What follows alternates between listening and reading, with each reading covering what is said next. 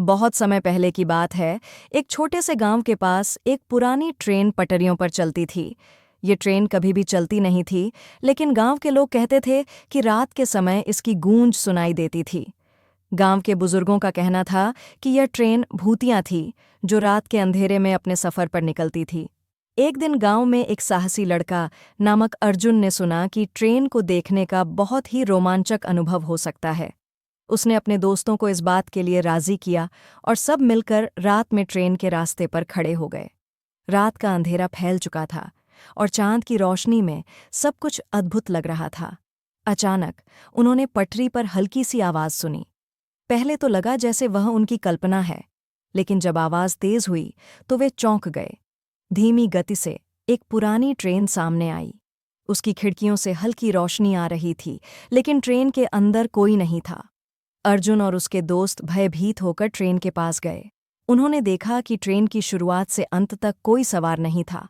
अचानक ट्रेन ने तेज आवाज में सीटी बजाई और सभी लड़के डर के मारे पीछे हट गए। लेकिन अर्जुन ने अपनी हिम्मत जुटाई और ट्रेन की खिड़की के पास जाकर झांका। वहां एक अजीब सी छाया खद्दी थी।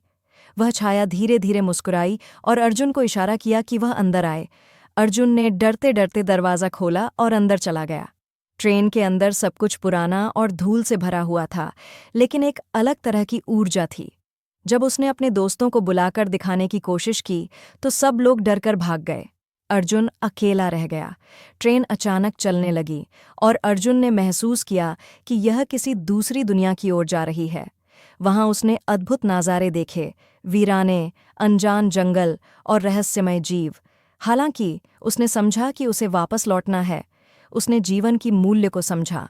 थोड़ी देर बाद ट्रेन एक पुरानी जगह पर रुकी और अर्जुन ने तेजी से बाहर निकलकर भागना शुरू किया। वह गांव की ओर दौड़ पड़ा और किसी तरह अपने दोस्तों के पास पहुंचा। उस दिन के बाद अर्जुन ने कभी ट्रेन की ओर देखा भी नहीं।